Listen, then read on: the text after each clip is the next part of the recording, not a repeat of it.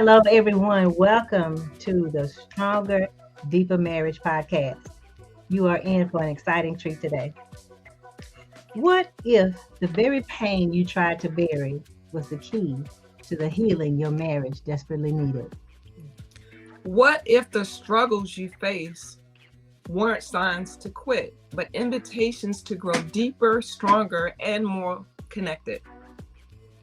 Well, welcome to the Stronger, Deeper Marriage show, where we have honest conversations that heal hearts, strengthen marriages, and empower couples to build relationships filled with peace, purpose, and passion.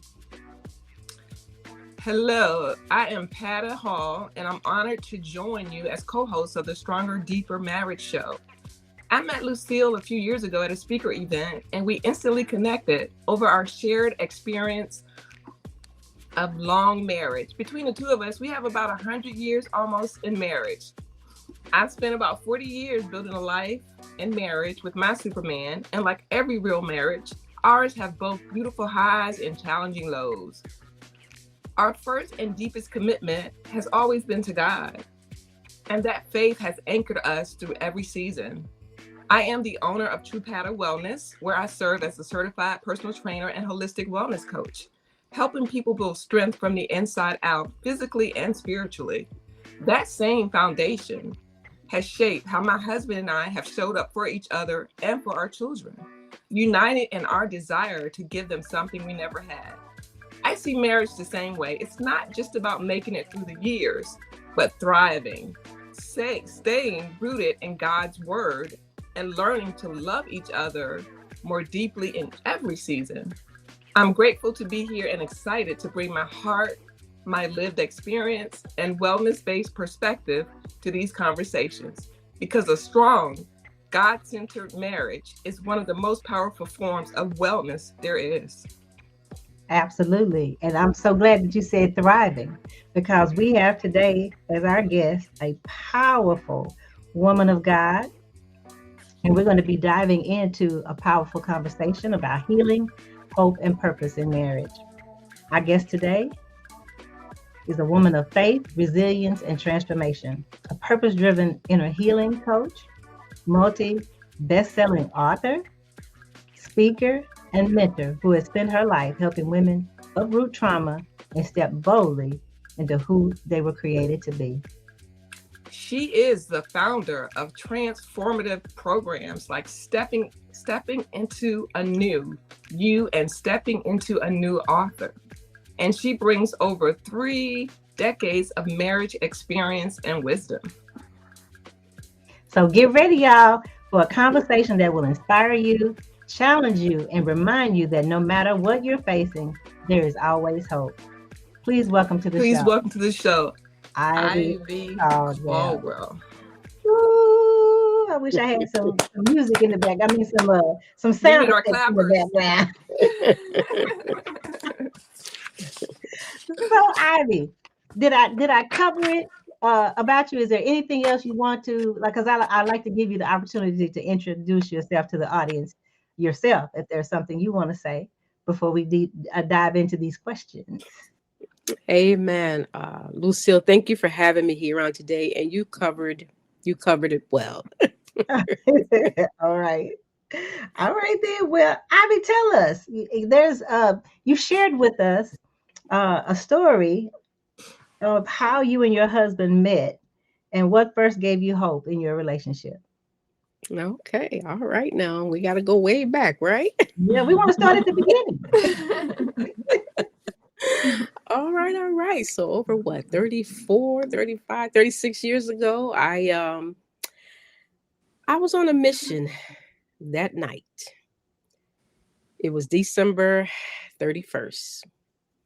I say 1989, but he say 1990, because it was watch night, New Year's night. So we were in this bar, in this club, all right. I can count the number of people on my 2 hands. The place was dead. So it was getting close to midnight, right? But I was on a mission that night, right? To find someone. Now, mind you, I am not saved at all, and I was doing what the world do, right? So women, we don't go seeking for a man or a husband, right? But I was on a mission at night. So it's getting close to midnight, right. I gotta find somebody, right? So this is something that I have never done before in my life. Ever, ever, ever. I went over to the DJ booth and I went like this, motioning him, let's dance. Okay, all right now. So he came out of the booth. We danced, wrapped his arms around me, and we danced. And we have been together ever since. All right. Mission accomplished. Mission accomplished. You knew exactly what you wanted. Uh-huh. Come out of that booth. Come here. Come on. Come right here. When you started that, I really thought this was going somewhere else. When you said watch night, I was like, okay, they in church. But baby, that was in a different church. She's on a mission. And it wasn't the Lord's mission. That's right. That's right. Now, I must say now, as the night went on, so he didn't have a vehicle. So I dropped him off at home. So when we got to his house, I was like, can I use the bathroom? Now, he was thinking, all right, now I got her. Something about to go down, something getting ready to happen. So I went in and used the bathroom, came out, and I said, good night. And when I said good night for him, I was the one. Because usually, right, that woman would give it up. Right. But no, Mm-hmm. I did no such thing on that night. I said good night, talk to you later. But in his mind, it was something different about Ivy. So that is how that night went when we met. Well, very good. Very Oh. good. I like the way your relationship started. It started in what do you call it? Unconventional way, especially Yes. when you were forward in the situation. You know, lots of times I know when I'm talking to my daughter, she's 30, she's in her 30s. I ain't gonna say her age. Mhm. She'd be like, Mom, don't be telling people my age. But I was like, well, you gotta let a man know you're interested sometimes. You gotta let him know. You know, you just can't be, he gotta come after me. But yes, he gonna come after you, but he need to know that you were interested, that you know he ain't gonna get shot down if he come over there. So was that out of this, you just something you just did that particular night to actually motion him to Yes. step away because he's spinning records for everyone else? And out of everybody in the room, you was like, nah, I want that one. I want you. There wasn't that many people in the club because Okay. I can count them on my hand. Oh, And so, okay. like I said, it's getting close to midnight, and I'm sitting there like, you know, what's going on? Where the people at? Where the men at? I mean, but I got up and I went over and motioned him to let's dance. And I have never done that before in my life. Yeah. Wow. I love that. It was meant to be. It was definitely meant to be. So after more than 31 years of marriage, what does hope and hard times mean to you today? Hope, hard times. I know that every marriage will definitely go through those different seasons, and they make the marriage stronger. You know, some people will say they may want to quit because of, you know, the lack of finances, or you just don't seem to be interested in one another, or the health issues, and they're ready to quit. But these different seasons in the marriage, it makes the marriage stronger, and you grow to appreciate one another even more. I would definitely have to agree. Definitely. Being married, we just celebrated our 41st wedding anniversary on the 26th. And Congratulations. Congratulations. Thank you. So if you Congratulations. think about it, you know, like Patti said, her years of marriage and my years of marriage almost equal 100. It's over 100 with you added on. With the three of us. Yes. Yeah. Yes. I'll be at 39 next month. Yes. Mhm. So, And 32 for us. And our anniversary date is December 31st, the date we All met. right. Yeah. The date Uh, you met. Oh, Yeah. fantastic. I love that.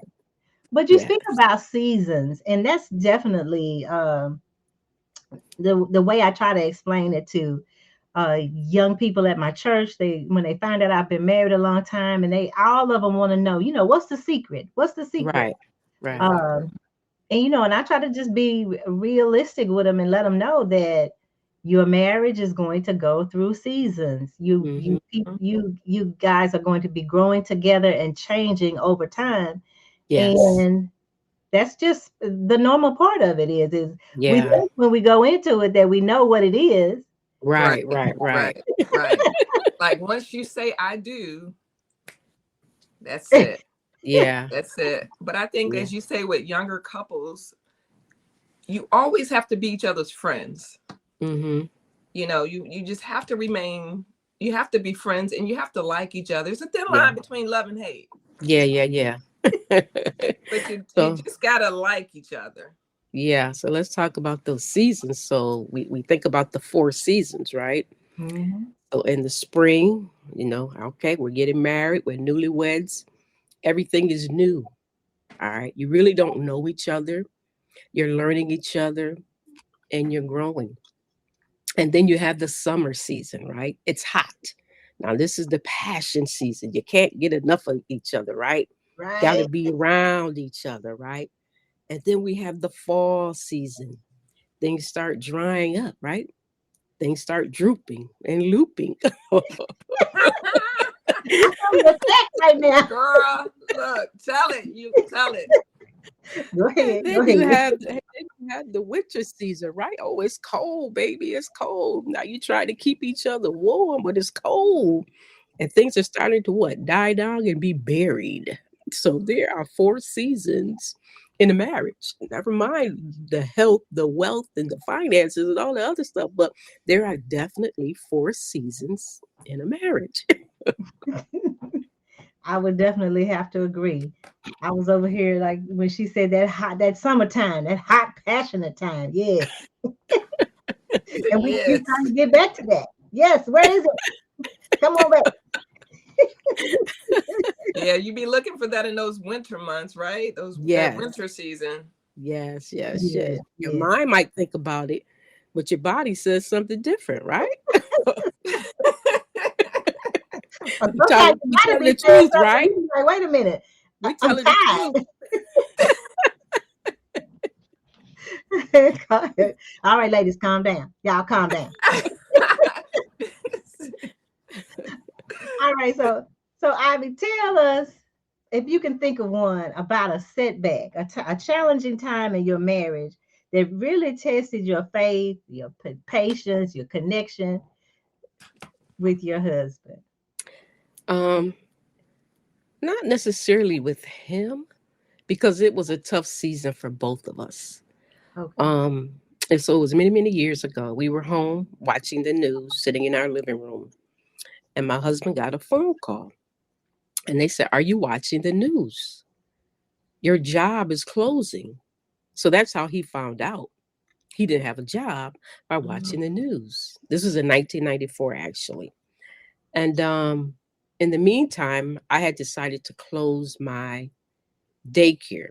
So I have a licensed New York State daycare in my home for 14 years. But in 1994, I decided to close it. So now here you have me, no clients.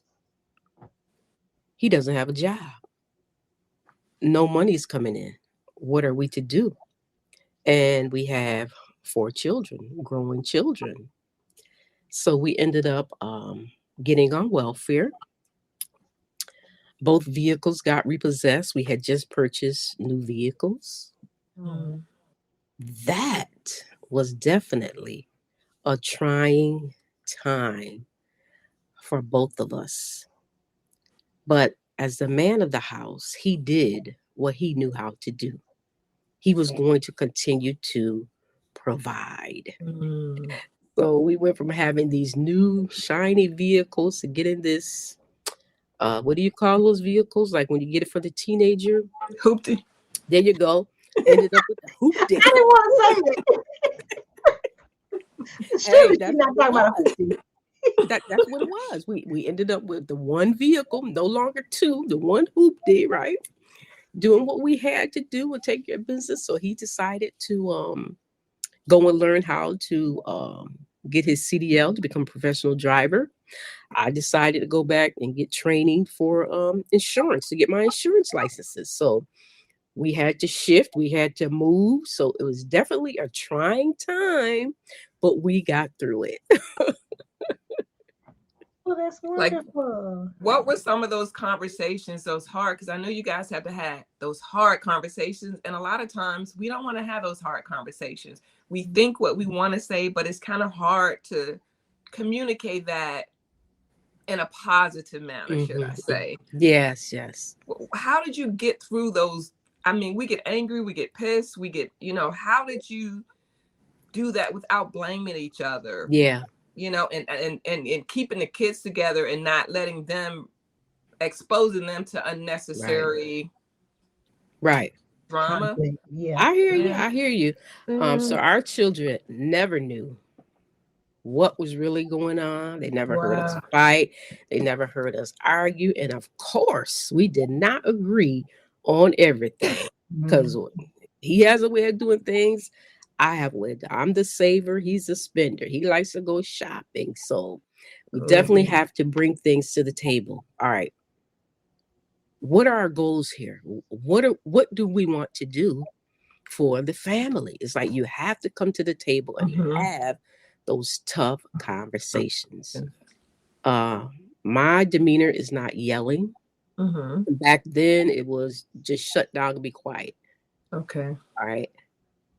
He would say he would never yell at me, but his voice is much deeper and stronger. The tone, Yes. right? Yeah. Much deeper than mine. So, but paying attention, and men know when they are doing something wrong.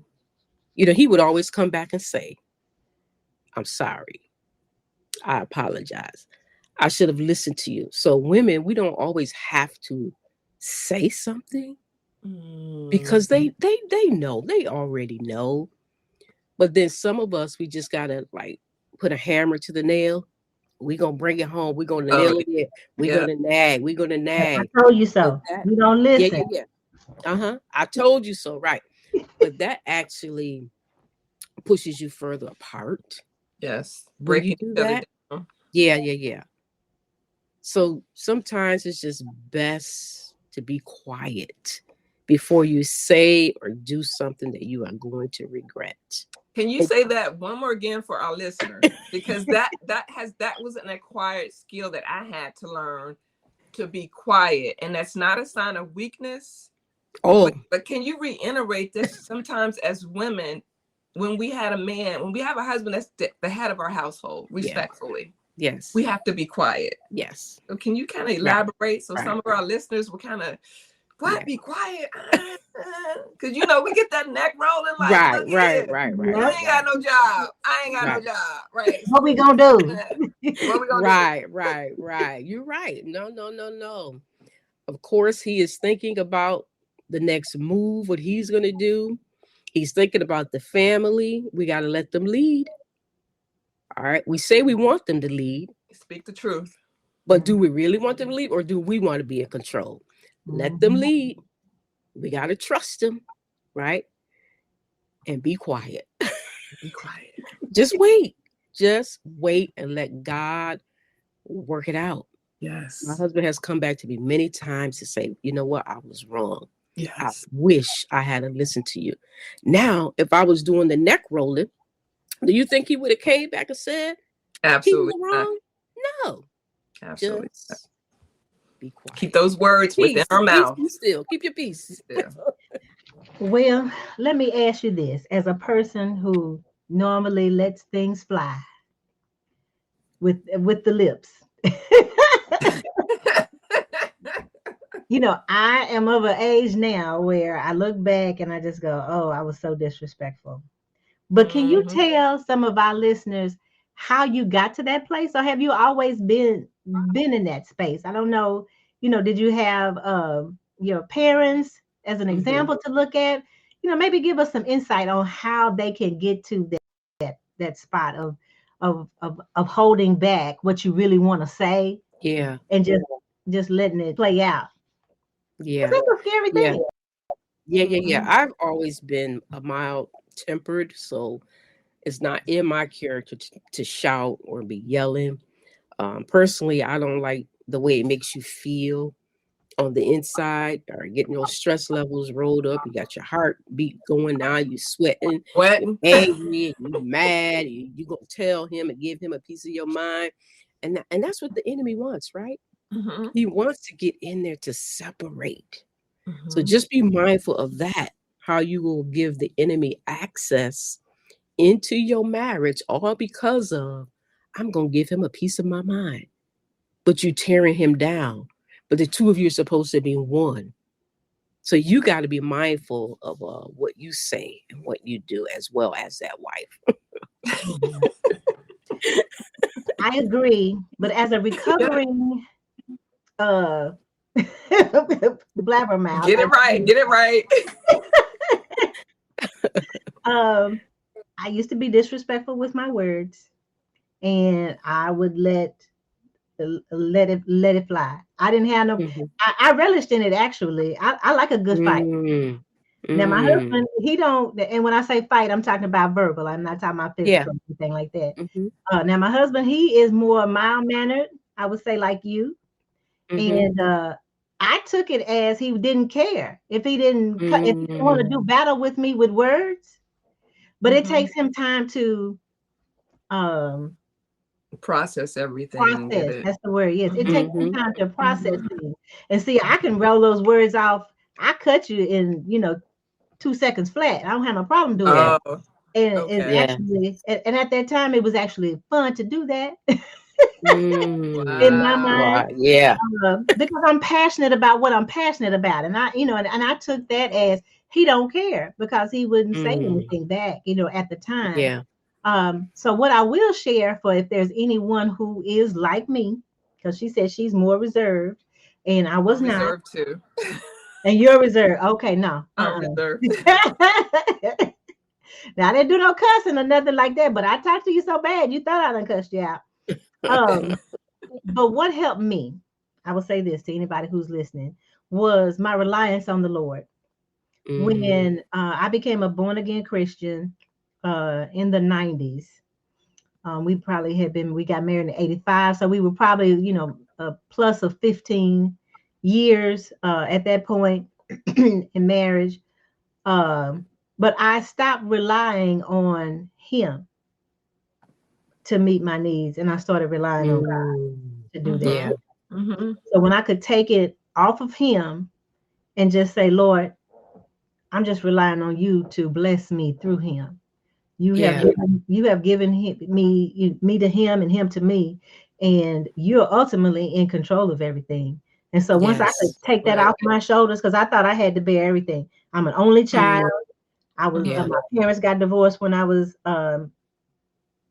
almost getting ready to go into third grade, and so I just always felt like I was the one who had to do, like, I had to do Mm. battle for myself. Mm-hmm. Yeah. And once Mm-hmm. I realized I didn't have to do battle, it took that weight off my shoulders, and I was able to relax and let God handle it. So if there's anybody out there like me who is still a recovering, Yep, because it's a process. It's it's a definitely a process. process. I still have Process. to fight with myself. Sometimes I'll be like, oh, I said, okay, Lord. All right, Lord, I know you're here. I know you got it. Jesus. Do what only you Yes, Mhm. can because a do. lot of times too, when you fire off, like what's said, even when you go to makeup, your makeup, and that's a whole nother podcast with the makeup. Right. But once those words are out, and I used to have to tell my husband that certain things he would say, even after the makeup, they're still here. Yeah. Yeah. It's kind of, like they say, once the toothpaste is out of the tube, you can't get Yeah. it back in. Right. So Right. Right. you really have to, like you say, Lucille, just work and pray and go to God with those words, in a sense, to help you get through that. Because you Yeah. say stuff in anger, and then you make up, and you know all is well, but that your spouse, that's still in there somewhere. Yeah. Yeah. Still in Yeah. there somewhere. Yeah. That is so true. We have to learn how to be slow to speak and quick to hear. I can remember one day I was mad at my husband about something, and I was in the bedroom picking up some clothing and cleaning up, and I'm just in there talking junk to myself, but the Lord was there as well. All right. And I was like, and I'm going to do such and such. And the Holy Spirit said, you will do no such thing. And I'm like, what? It's like, what? What are you talking? You will Stopped you do in your no such thing. tracks. Yes, he did. God stopped me in my tracks. So I'm like, okay, Holy Spirit. You say, I surrender. I'm listening. I'm going to leave it alone. Mm-mm. Was that difficult for you to say, okay, Holy Spirit? Were you at a point in your life and your relationship with God where it was really okay, or were you still kind Yeah, of? it was okay. It was okay. I would have made a mess. All right then. Well, let's change. I know your bio says that you are a trauma informed coach. So how does that how does unresolved trauma show up in marriages?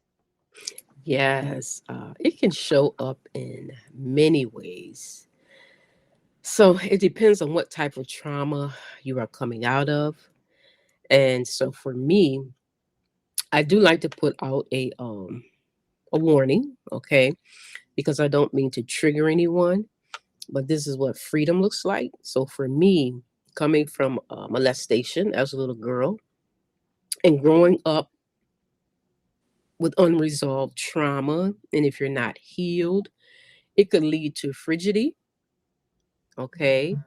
Or it could lead to you being very lustful. Or if you're coming out of a domestic abuse, it could lead to trust issues, okay? Or women having that low self-worth about themselves. It can just lead to so many different things depending on what type of trauma you're coming from. Yeah. So Okay. as a coach, you help your clients identify that trauma and how it's manifesting in their relationship. Because sometimes I think you don't know what's wrong, but Yeah. you're arguing about something else, and it all stems from a lot of the examples that you just presented. Yeah, So yeah, yeah. So we definitely have to go back to our childhood mm, because that is a big key. The type of environment you were raised in affects you as you get older and you grow up. So mm, yeah, we definitely have to go back to identify what is the root cause. Why are you acting the way you're acting, or or even with people becoming people pleasers? That comes mm, from your childhood as well. All right. So maybe mom or dad was an alcoholic or a drug addict. Maybe they were always arguing. And as that child, you thought it was your responsibility to keep peace in the home. But that wasn't your job. But as you grew older, you became that people pleaser. You don't want to make anyone upset or angry. But then you'll go and do something and then you in your mind, like, and you really don't want to do it. But mm. that people pleaser says you don't want to make anyone angry or upset. So yeah. Wow. I like that. Just like I shared with y'all, coming from uh, a divorced home, being an only child, uh, those type of things. That was kind of the role that I took on. I wanted everybody to be happy, and I just Hmm. wanted to. I said yes to a lot of things I should have said no to, Yeah. Yeah. and not realizing when I was younger that a lot of that, was from trauma that I was dealing with. And so, when you're working with your clients, is it difficult for them to really I guess put their finger on it or accept Hmm. that that's what they're doing? Yeah. Yeah.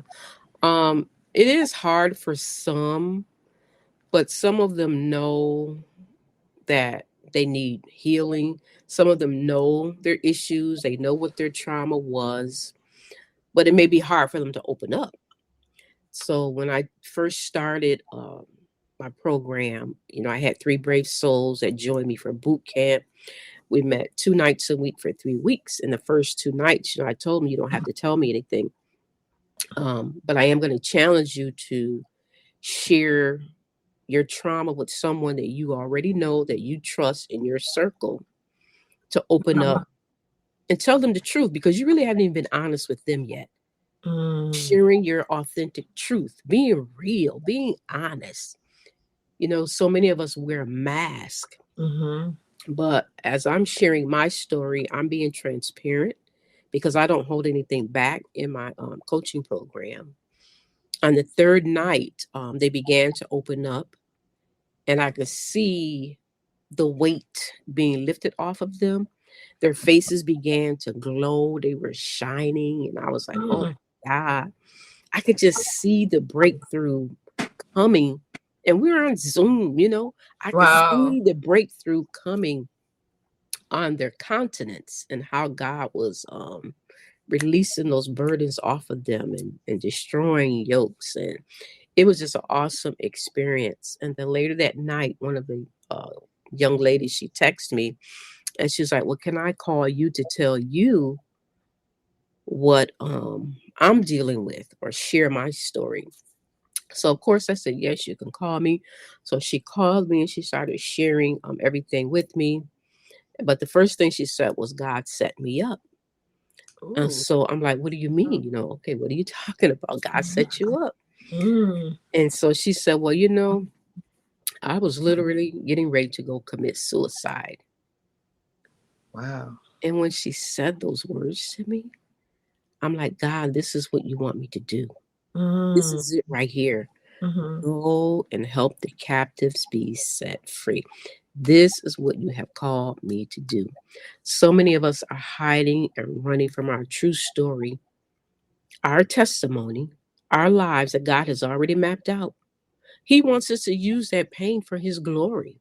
Mm. It's not so much about you. He used that pain to shape and mold you into who you are for greater purpose.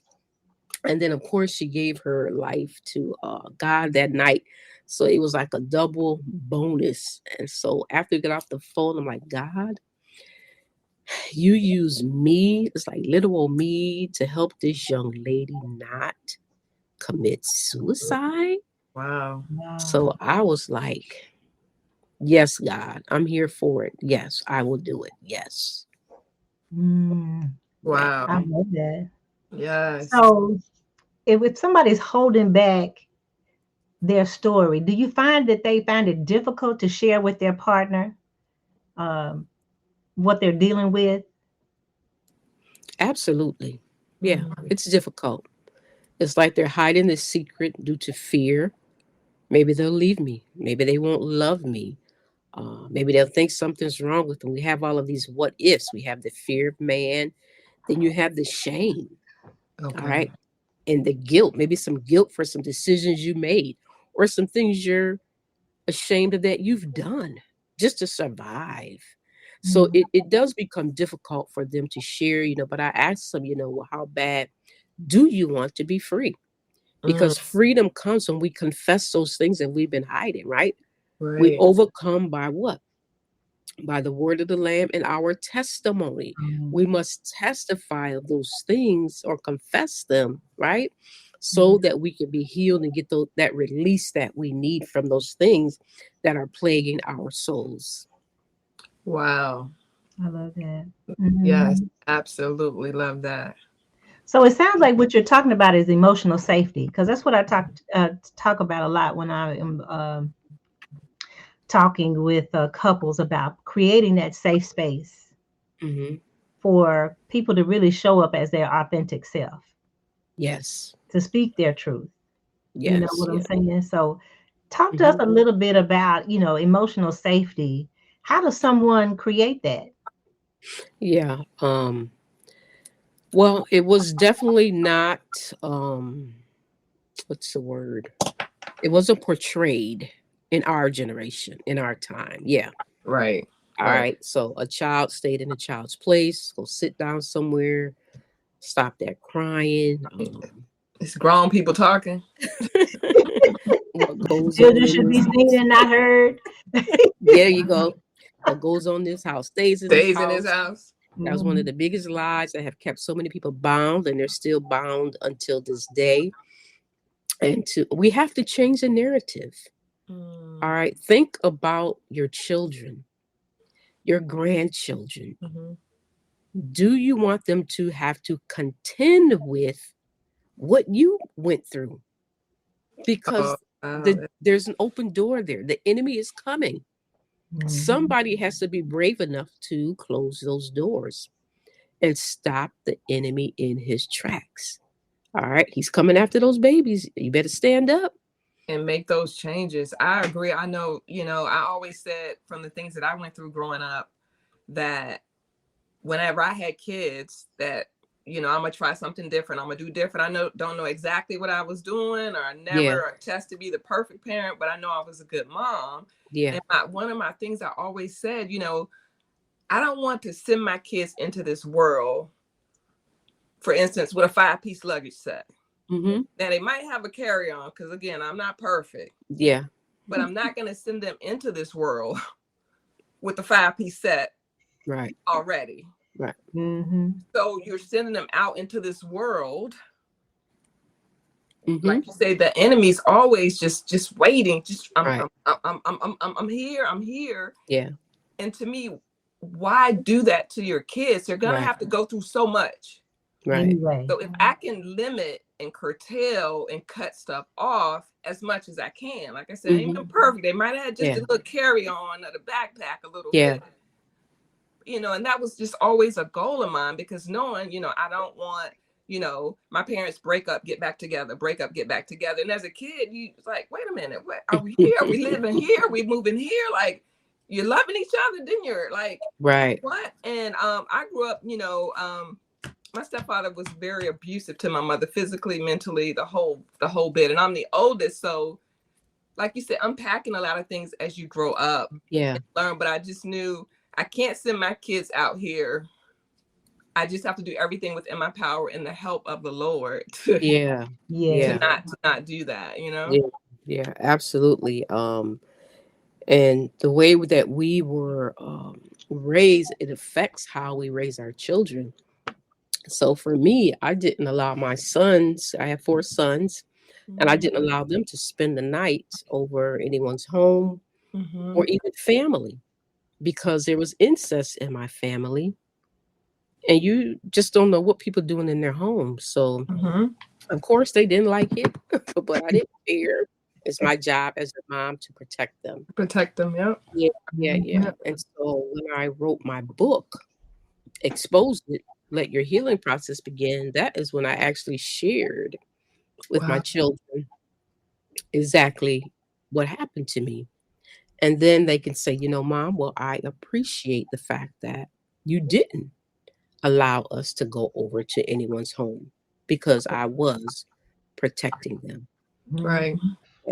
Yep. Was it hard to share that part of your life with your children? I know sharing things with our spouse is one thing. Yeah. But our kids is, that relationship is totally different, especially with your sons. Right. And no, when I wrote my book, it wasn't difficult at all. I just wanted to let everybody know what mom was doing, what was going on, what had happened, and why I did what I did. Okay. Mm-hmm. You make me think of when I was a kid. I used to be so mad at my mom. I would, all of my friends, they would have sleepovers with each other and stuff. And I actually had a friend that I went to school with that stayed on my same street, about maybe 5 houses down. And I would want to go spend the night over there and everything. And my mom say, she got a brother. You can't spend the night over there. And I was like, oh, he like 4 years old. He ain't thinking about me. But anyway, I found myself doing that same thing when my daughter came up. And she would want to say, all my friends can do something. Look, you don't live with all your friends. I'm here to protect you. And you're not spending the night over nobody's house. Because by this time I'm old enough to know that, things are going on. that Mm-hmm. you don't know what's going on in people's houses, and Right, right, Right. right. children are not Right. safe. They're just not safe. You're right. You're right. So so exactly. But how would you communicate in a healthy way, you know, something that's bothering you, maybe, you were talking about, being trauma informed. Say for instance, the person don't know, they haven't done the inner work yet. Can you just give some tips or something that can help them communicate better, just in the state that they are right now? We know they need to dig a little deeper, but is there anything they could start to do right now that would give them like a win, or Mm-hmm. open the door just a little bit on communicating better with the husband through some of this trauma? Would it be that, I would say, hey, it ain't, I don't know why I'm antsy today. Maybe it's that time of the month, but it don't have nothing to do with you. I found that Yeah, yeah, helpful when, yeah, I was going through that season of life. Thank God that yeah. season is over with. But, praise the Lord. But I'm sorry. Go ahead, Ivy. Uh, uh, we just have to be honest. Um, we got to be honest and to share our struggles. And you just said it, it doesn't have anything to do with you. There is something with me, be honest, that I have not dealt with yet. I haven't healed from yet. And maybe it's time for me to get some help or be honest and share it with you. And and be honest, say, hey, I'm afraid to share it with you. They may be afraid to share it with someone. But help is available if you need it. And I would go get the help that you need. I mean, you deserve it. I mean, you don't have to stay in that place because freedom is available. Okay. So what I hear you saying is bad communication can be worked through. If the person would just take the person would Absolutely. just take time. You mean we don't have to stay in this spot? Oh, we just can't communicate. I can't talk to him. She can't talk to me. I can't talk to them. Are you saying that they don't have to stay there? They do not have to stay there. Help is available. Help is available. Okay then. Um, well, this is Pata's expertise. This next question I'm going to ask you, and she'll probably be asking a few more of these. Mhm. But I wanted to ask you, how do you and your husband support each other's uh, dreams and spiritual growth? And that, because Yeah. Pata deals a lot with that area. That's her expertise. So if you could tell us a Yeah. little Well, bit about how You you guys said do it, your health, dreams, and what else? and spiritual growth. Yes, health. There's definitely been some health challenges. I thank God my husband knows how to cook. But as far as the health challenges go, you're there to support one another through Mhm. it, until they get better. We both had procedures done. Me recently, I fell on ice and tore my meniscus. So I Oh, just thank God. I'm telling you that brother know how to cook. that I'm is a telling you, plus. Yes. yes, yes. I'm telling you, he held it down. I mean, he would cook, do the laundry, bring me my plate. I mean, he held it down, and vice versa. When he had to go into the hospital or have health procedures, I'm there for him as well. So as far as the health go, we're there taking care of one another as we should. Our dreams, he has been there with me from day one, writing, like becoming the author, speaking, going to vendor events. And he makes a mean barbecue sauce. So I've been telling him for years, you need to bottle this, babe. You need to bottle it. So a mhm. couple of years ago, I made some labels for him. And he ordered some bottles. He used to bottle up the barbecue sauce. So he's out there selling this barbecue sauce. Now he doesn't stop now. But as a woman, we like to birth things, right? We Mm. like to create things. So I'm telling him, all right, now let's get back to the sauce. We got to get this sauce out there. It's so good. So we're there. We support one another, push one another, back one another. And I call my husband, he's a multi-talented. He does some of everything. All right. All right. He's a carpenter, he's a plumber, he's an electrician, he done painted the house. He's he just does everything. Not only was he the DJ, He's all the right. So subcontractor. Sound like. right, right. So I mean, I'm telling you, he's the cook. He does everything. He's my IT person. All right. When my Okay. computer ain't acting right, I can call him. Go, you done tore it up again. Just come fix it.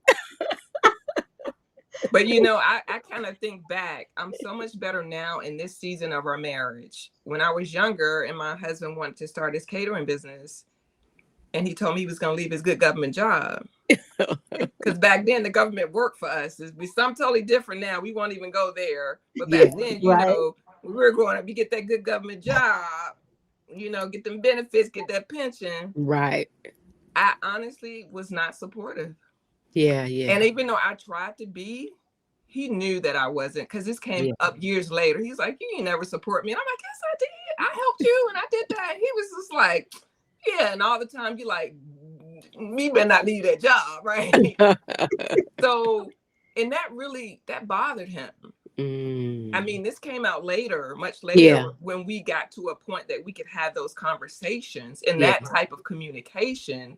I never realized it bothered him as much as he did, that he felt, or I made him feel like that I did not fully support him in his entrepreneurial efforts. And we sometimes talk about that now, but I think starting off when you're in that early season of marriage. Yeah. And what happened with our conversation later, he admitted, he said, I understood why you felt that way.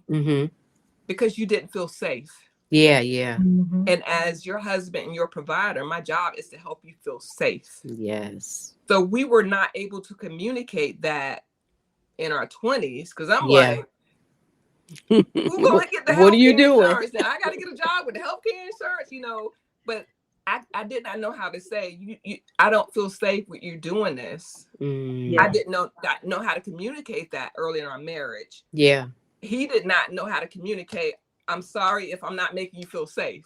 Yeah. Yeah. Yeah. So like we all know, you have to get through those seasons to get to where we are now. Yes. To understand it, to still move forward, but then just kind of go back and go, oh, wow, that's what it was. So, like for our listeners or people just starting off, in entrepreneurship, I think it's a great thing now. It's taken me a while to get here, but I think we have to create our own and take care of our own. Definitely. At this point. So just, I want our listeners to know, you try to support each other. And it's hard because even when because I was faking it. Oh yeah. He read right through that, but he never said anything. He might have looked at me, but I couldn't imagine him working and busting his butt, working his government job and doing his business. And he felt that his wife, did not fully support him. Yeah. I identified with what you were saying, because when I got pregnant with my last son, my husband was like, why don't you open up a daycare? Now I had a job, an insurance job with them benefits, and I'm looking at him like, are you crazy? You want me to quit my job to open up a daycare? What? But I did it, and it was the best decision I ever made, because I was able to be home with my sons when they went off to school. When they came home from school, I was here. So, but I did. I mean, about them benefits. Man, but I think we as women, because I'm hearing a theme from Pata, especially that resonates with me, is when I was younger, I really did not know how to put words to what I was feeling. As far as I don't feel safe. What are we going to do about this? You Mm-hmm. know, I just didn't have the vocabulary.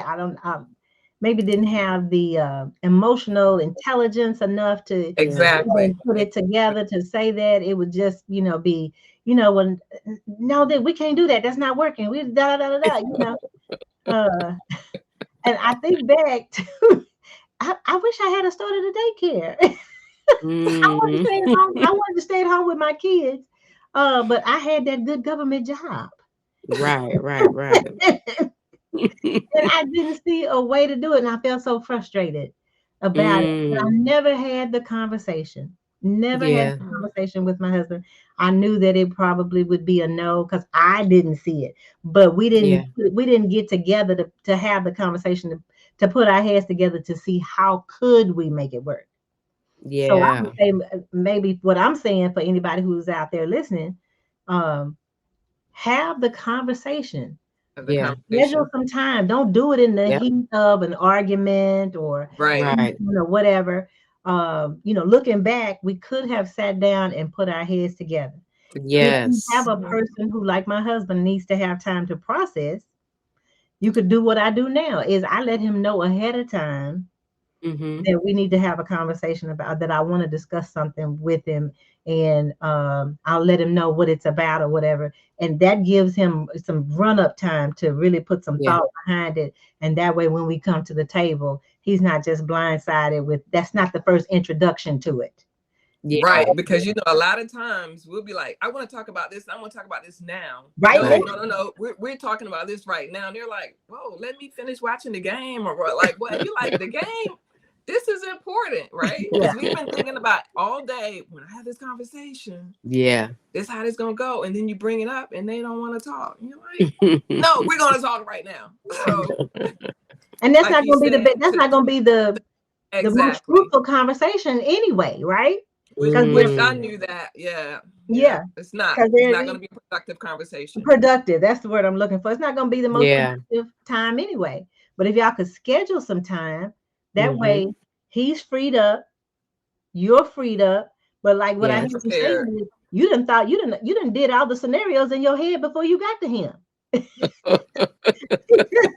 And you expecting him to jump on the train right now. Right. Right. Right. Right. You Right. hadn't Right. even thought about it. Right. But Yeah. so that's what I would say for anybody who's listening who has a hard time with maybe bringing up the conversation or whatever, or putting Mhm. something into words, is to give it time, give it thought, give it prayer. Yeah. Definitely, because those Yes. prayer Yes. conversations have really helped me. I'll go in and I'll say, Lord, please prepare hearts. And this is for in marriage, outside of marriage, work, relationships, all relationships. I'll say, Lord, prepare hearts and minds Yeah. for what I'm about to bring up, Mm-hmm. conversation we're going to have. I start praying days in advance. Prepare the hearts and minds. Prepare my heart and my mind. Prepare their heart and their mind. And Yeah. without fail, the Yes. Lord has definitely intervened on all of those situations. Like So you say, sometimes I gotta pray, Lord, help me keep these words inside my mouth. don't be Because if like they the come out, toothpaste. it's not gonna be good for anybody. So Lord, just help me be quiet. Be quiet. So, Patty, did you have a follow up question on the health or anything, or should I go into? I just think, you have to be healthy together. And sometimes we can, a lot of times we're on the same accord. I have couples that love working out together. I have other people, I'm not working out with him. I'm not working out with her. So it just depends, but you have to find, I always tell couples, find at least one physical activity that you guys love doing together. If Yeah. it's bowling or walking or some type other than sex, Mm-hmm. Mm-hmm. find another physical activity that you guys can kind of work and do something together Yeah. to do that. And then sometimes you can tell you don't need to eat that, that has Mm-hmm. too much cholesterol, your Oh Lord, cholesterol, you don't have to do this. But sometimes we have to change ourselves and show. Mm-hmm. Now, at first they might be like, I'm not eating that bread. Where's the regular bread at? Like, I'm not eating Right. that. Right. But sometimes the more you can do it yourself and make those changes, just taste a little bit of this. Yeah. Let's try this. You know, as opposed to saying you need to do this, and I'm not going. If something happened to you, I'm not raising these kids by myself, because you know we go through the whole thing. But just you got to have those conversations, especially with each other. Where's your health? And like you say, to learn, you know, just to be there for each other and support each other, because we want to grow and have as many years, healthy years. So we have to start out healthy. Yeah. You know, when you're in your 20s and your 30s, you're eating any and everything. But if we start out with those healthy habits, you don't have to worry about, oh no, I'm pre-diabetic. Oh my, because certain things just happen naturally just with age. And you know, I always tell people, take care of the things that you can control. You know, things happen to us that are beyond our control. You know, I'm a breast cancer survivor, and I didn't do anything to get breast cancer. It just happened. Right. But because of the physical condition that my body was in, helped me fare through that very well. Not only the physical part, the mental part, and the psychological part, because those are huge. You know, if your spouse gets sick and he's the primary income or whatever, how you guys are doing, you feeling like, you're worried about his illness, then you're worried about, okay, this mortgage, you know, or this, like, the car payments. And I think what we've all said, have those conversations and communicate. Yes. And just take a minute and communicate and talk about each other. You know, don't nag him about his weight. Show him, you know, let's park here. We don't have to park real close or look around in the Walmart looking for a closer space. You know, just little things like that, as opposed to saying, man, that belly, man, I don't know. Wait a minute, you know, I can't nag him about his belly. we don't want to nag. I should have been doing that. Is that what you're telling me? We don't want to nag. You might could just go and like, ooh. But we don't want to nag, because we you know, we don't want them saying that to us. You know, I mean, when you're married long enough, we go through seasons. All seasons, our psychological season, our physical season. You know, and you guys know, when you're with somebody long enough, you look at each other and laugh. You know, like, it's like, oh, I remember when you had hair, and I'm like, I remember when your hair was all one color, right?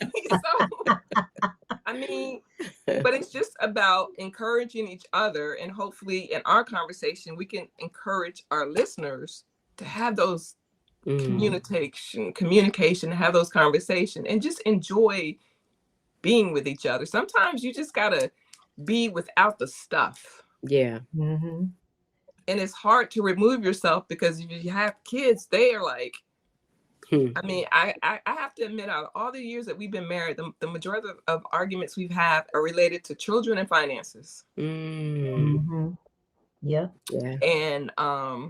but sometimes you just gotta just sit down and just be. Sometimes you don't even need to verbally, you know, like Lucie, I think you mentioned this in your book, how like a quick hand on the shoulder, a hug from nowhere. You know, sometimes our actions will speak louder than show me you love me. Don't just tell me. You know, fix this plate, you know. Those physical touches, they are so meaningful. Well, you know, you brought something to mind, ladies. I had a young lady that I used to work with. She was talking to me one day, and she mentioned that she put on some weight and her husband didn't like it. And she said, well, I don't understand. He should love me. It shouldn't make any difference about my weight. And I said, wait, hold up. Wait a minute. Now, he loves you, but he still like what he like. You know? And he's telling you, if you don't get a hold of this, now he may not be saying it in a good way. And I know we don't always frame it in the right way, because I didn't frame mine when we talked to him, because I'm visual. Most men are visual. I'm a visual person. I like a certain look. I love my husband, but when he started getting that belly, I didn't like it. And I know that it starts out here, then it goes here, and if you don't get a hold on it, it's way over there. Now you look like you're 9 months pregnant, right? And you're a man. So speak to that right there. That you know, husbands and wives. I know women get a bad rap for letting themselves go, Mm-hmm. but I think it's so important to understand that yeah, the person loves you, but they could be coming from a place of number one, it's not healthy for any of us to keep piling on weight. And as the years go on, Right. if we're not addressing it, It just creeps up. Yep. it's gonna keep going. Mm-hmm. I've been almost at 300 pounds before, Yeah. and looked at myself and like, oh, in a picture, Mm. how did this happen? I wasn't paying attention. Yeah. You know, I was involved with the kids, the work, all of this stuff right here. But if you guys can speak to that, because I told her, I said, look, yeah, he loved you, but he still like what he like. And so that's what Yeah. our audience needs to understand, is that health is so important. I think you mentioned, Ivy, I believe it was you, that we should start when we're young. But in case we don't, sometimes life be Mhm. lifing. Yeah. And it's never too late to introduce healthy habits, and just go a little bit at a time. Sometimes we're all in, oh, we're gonna do this, we working out this, we're eating Right. this. Sometimes it's too much. Right. Right. Slow and steady wins the race. Sometimes you do have to do extremes if you're dealing with extreme health issues. Mm-hmm. But just slow and steady, and it makes a big difference. If Yeah. you drink more water and less soda, it just, sugar is as addicting. We won't go into sugar. We call it narcotic over here in our house. That's what I was about to say. That's very addicting. That's just like some drugs. My body's physically addicted to the sugar, but it's just you want to be here for yourself. And when you're talking about losing weight for as women, we want to do this for ourselves first. Mm-hmm. For ourselves. Mm-hmm. And then your husbands will get the benefit of your hard work and your but I think the mindset, I'm going to lose this weight because my husband, no, you have to lose this weight because you want to lose this weight for you. Right. And then everyone else will benefit from your decision to take care of you. And taking care of us, that's a whole nother podcast about women taker, because we take care of everybody but us. Everybody but ourselves. Everybody but ourselves. And another thing that you can do is like when you go to your annual checkups and when you come home. Okay, what did the doctor say? Need to lose weight. All right. Okay, honey. Where your lab work at? Let me see. Right. What we gonna do? We're gonna work on this together. Mm-hmm. And sometimes too, you go to the doctor together. My husband and I we have the same primary physician. Sometimes we have separate appointments, but it kind of overlaps because he knows what he's doing, knows what I'm doing, and it kind of works together. But like you said, seeing your medical professionals on a regular basis. Just for checkups and lab work. The main thing is to, again, control the things that you can control. Absolutely. You can go to your doctor twice a year for a physical and get your lab work. It's no reason not to do that, as opposed to waiting until you're not feeling well. Or a lot of times things have progressed and been going on a while by the time you actually feel it in your body. I would agree with that. When my husband and I started our health and wellness journey, which I started mine about this month it'll be two years ago. So in 2 years I have lost 100 pounds. Wow! Congratulations! Yes, congratulations! I started out walking around this park that's in my neighborhood is 2 miles, and started out doing, it was probably a mile or something. Then I worked up to the whole 2 miles, and then 4 miles, and then 6 miles. So I do 6 miles every morning, just about. Wow! And so recently, my husband, he did the process, and that was in, maybe it was in October of last year, and we really don't like him. I'm gonna tell y'all, because he lost 42 pounds, just like that. well, men and women we're different, so we can't compare our weight loss to theirs, because we cannot. They got more muscle. Lose stuff a lot quicker than we do. Absolutely. Yeah. So he looking good. I guess he said, "Well, I ain't gonna let you sit over there and look good by yourself." So, all right now. So I would say to anybody out there, just like Patti said, you need to do it for yourself. and your family, your spouse, your relatives, your friends, they all see the change in you. They'll benefit from it also. But go ahead and start doing what you need to do for yourself. Mm-hmm.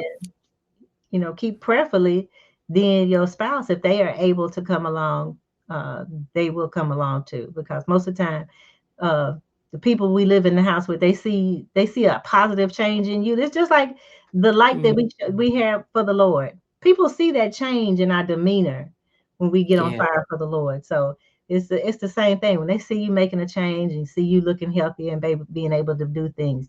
Uh, they'll decide on their own, because it wasn't going to be no amount of prying and prodding and nagging that was going to make him decide to change. Yeah. He had to decide that on his own. So Yes. I would say Mm. that. So I know as we're coming to close to the end, and at the end, Pat is going to give us a health and wellness minute. But what I wanted to leave for the man or woman who is listening to this,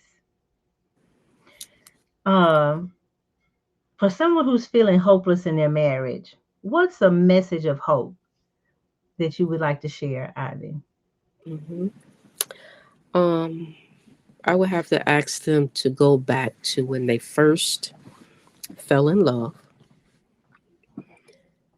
and then ask yourself what happened.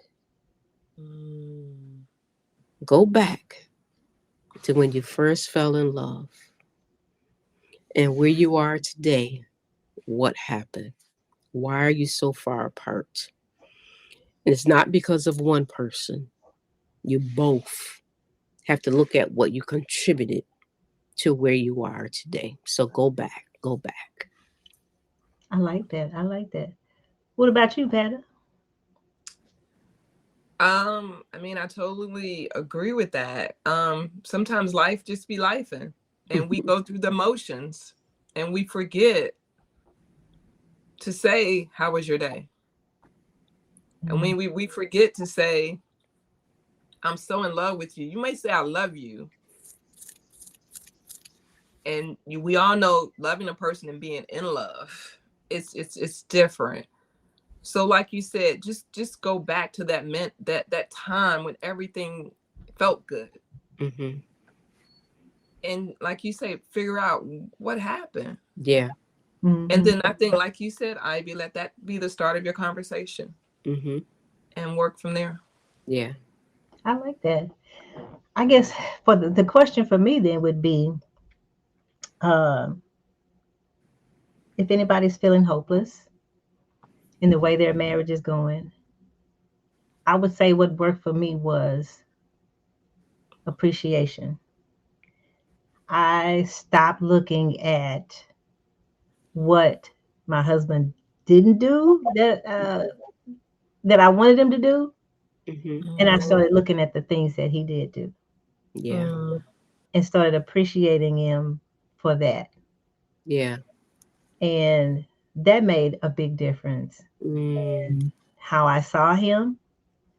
Um, I asked the Lord to help me to see him the way he sees him. Yeah. Because what I'm seeing right now ain't it. it ain't it. So help me see, let me see, his good qualities. Because everybody got some good and bad qualities. I got good and bad qualities, right? But Yes. I really was so arrogant. I thought, you know what, this man is so blessed to It's have. his fault, right? No, he's so blessed to have me. I'm perfect. He is so blessed to have me. And he don't even know how to act. But I had to look at myself for real and say, Gary, you a hot mess. You are crazy.